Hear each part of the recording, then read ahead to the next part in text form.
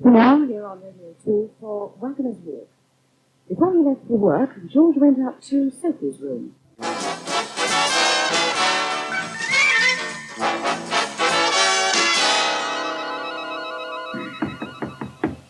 Yes, who is it? Oh, hang on a tick. I'll just unlock the door.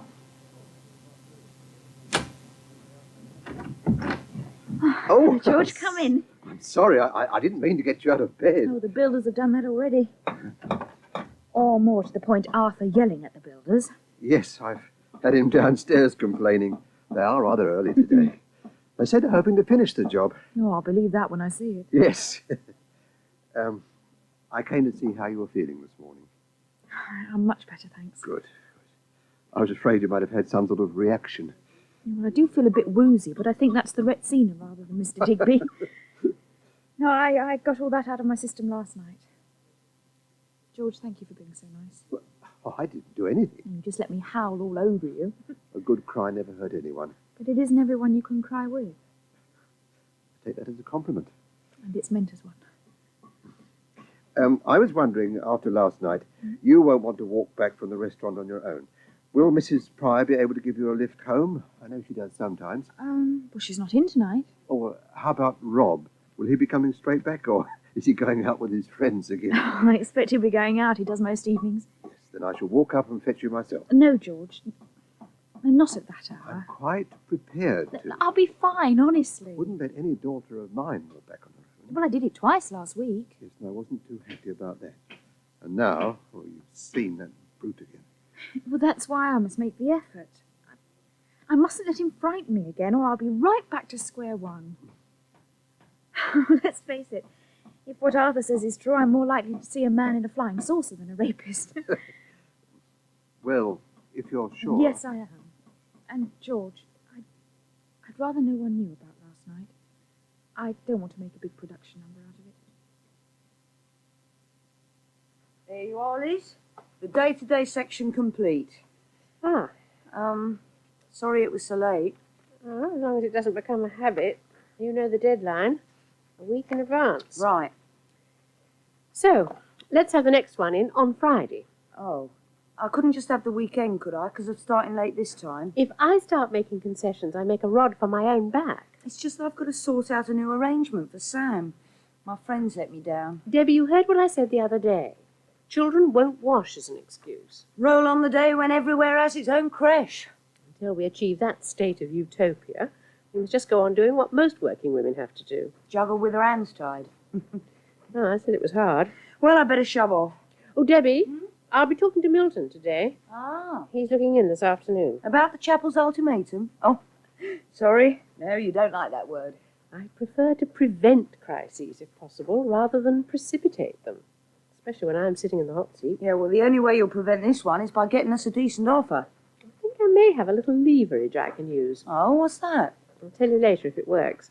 But it's no use expecting miracles, Debbie. There'll have to be some give and take on both sides. Yeah, well, let's see a bit of give from him first. What he's offered us so far is crumbs. I'll let you know what happens.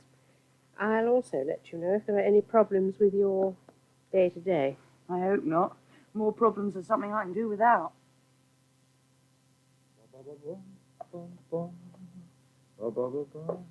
You finished doing the menus yet, Rob? Yeah, nearly ready.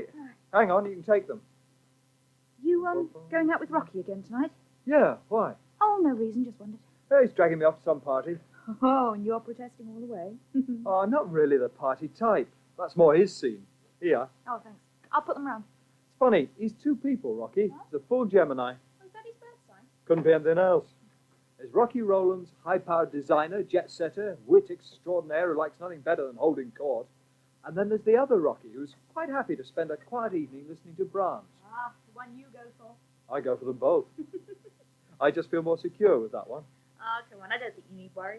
He didn't cut his trip to the States short because of someone else. True. Here, how was your evening out with our landlord? Oh, fine. Where did he take you? The new Greek restaurant.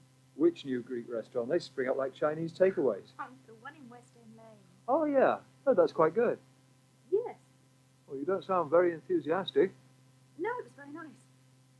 Did Lynn tell you that Alexis called round at the old bakery? What did he want? To see if Matt was okay. Of course, Matt told him to shove off. Oh, how did you know?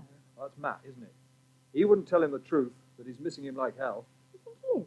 Alexis may be a slob, but he suits Matt. He doesn't want some agency valet-cum-nurse. He wants someone that can just muck in. You think Alexis was angling to come back then? Don't know about that, but I think he's had enough of Mrs. Fennell by now.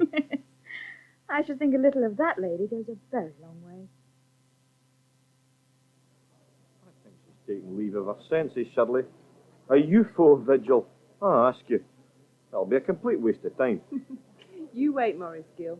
You'll eat your words when they come back with a stack of photos of little green men. Oh, well, the only little green men that likely to see her themselves. I wonder why it's always little green men. What? Perhaps they don't go in for women up there. Well, another good reason for treating them with contempt. Watch it, your prejudice is showing. Oh, I admit I am prejudiced in favour of women. Not that you'd know it, the luck I have with them. Poor man. Couldn't you introduce me to a beautiful girlfriend who's the image of you? Better still, the image of Cressida first, That is all over now. which is why you've been watching her in the mirror all lunchtime, I suppose. Is she in here? You know perfectly well she is. Grey McFarlane. Which is just about what she deserves. You have still got it bad, haven't you? Will you stop saying that? I tell you, if you were free, I wouldn't give her another thought. Oh dear, he's in one of those moods. Why do you always laugh when I tell you the truth? Because I'd be a fool if I didn't.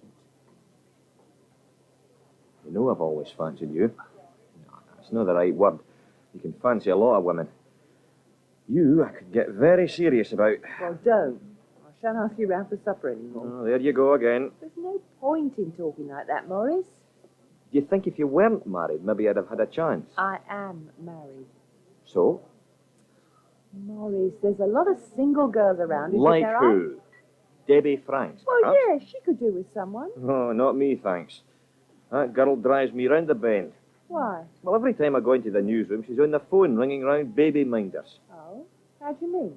Seems her girlfriend doesn't want to take the kid anymore. What, Carol? Well, if that's her name. So what's going to happen? Well, how should I know? All I do know is she shouldn't be using the Herald's time to sort out her domestic problems. But, Morris, if there's no one else to look after him, she's It's got... none of my concern. And it shouldn't be yours either. A Skywatch and the Herald. I like it. Good gimmick, Liz. I'm hoping it will create plenty of interest. You fellows always go down well. I'd say they were second only to royalty and depraved vicars.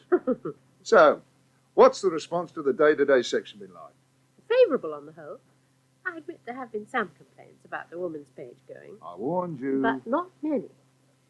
Of course, we won't be able to judge properly till it's been running a good deal longer than this. The important thing is to maintain a high standard. Which, I've no doubt, under your able guidance, it will.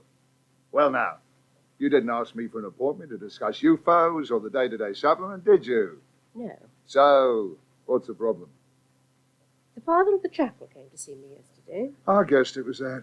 They're not happy with your offer, Milton. When was a union ever happy with an offer? That'll be the day, won't it?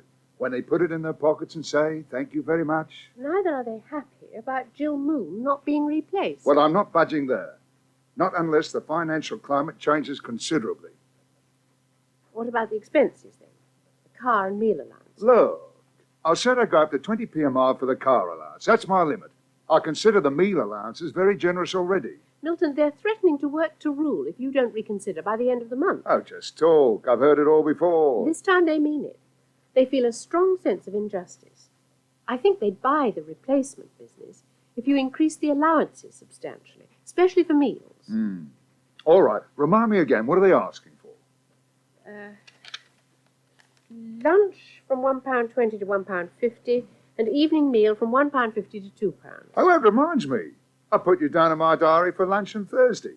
Which I'm sure will cost you considerably more than £1.50 a head. Lunch with you isn't a daily event, unfortunately.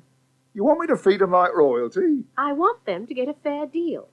I don't think they're asking for an unreasonable amount. I can't manage it, Liz, and that's flat. You managed it at Lincoln.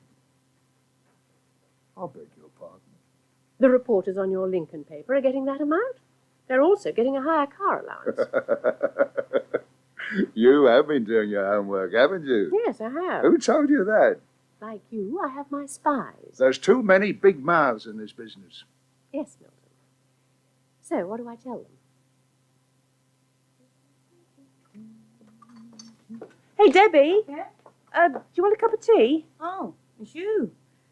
I haven't got time. Oh, come on, you might as well. I've just made it. You been demoted or something? No, T-Boy's off sick. I volunteered. Oh. Sugar? Yeah, 2 spoons. How's Sam? Okay. Here you are. So, Morris tells me Carol isn't looking after him anymore. then Morris should get his facts straight. Oh, she is then. Well, till I find someone else. He's a bit of a handful, I hear. You hear a lot, don't you? Look, I'm down for a place in a day nursery. Unmarried mothers are supposed to get priority. Till that comes up, I'll have to find a baby minder. A baby minder. A council-approved one.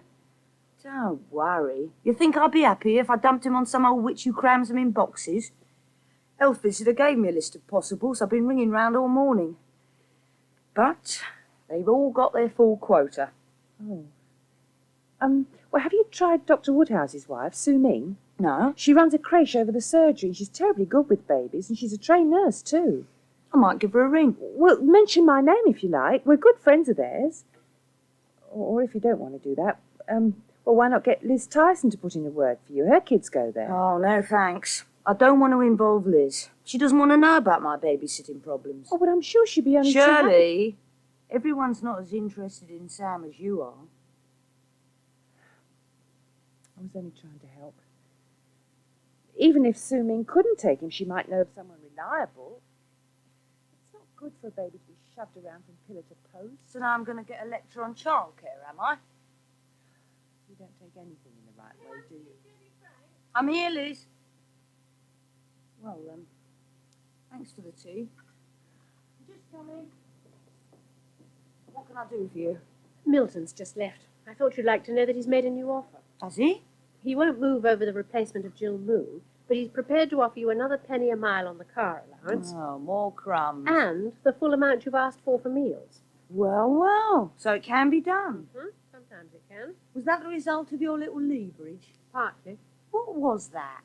I found out that the reporters on one of his provincial papers were getting that amount already. Yeah, find out from whom? Mike Nash, at least someone he put me on to. I rang him on the off chance. Well, what do you know? Is that you and the ladies, Sophie? Yes. I thought you'd gone. I was about to lock up. I was just getting my things. Oh, go on, you go. I'll see to it. Would you mind? Only Rocky's just arrived. No, that's all right. Enjoy the party. Thanks. See you tomorrow, then. Yeah, see you tomorrow. Oh, come on, Sophie. Don't be so stupid. Can't stay here all night. Oh, God, I can't. Excuse me, is Miss Richmond there? George? Oh, hello, Sophie. I hope it was all right me coming round the back. Yes, of course. I know you told me not to come, but well, I felt like stretching my legs. You don't mind, do you? George, I have never been so pleased to see anyone in my life.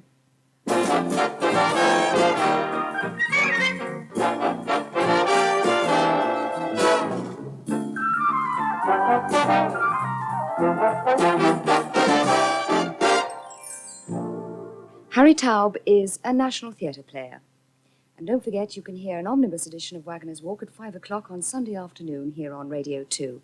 But now it's back to David Simons and much more music. Much more music on BBC Radio 2.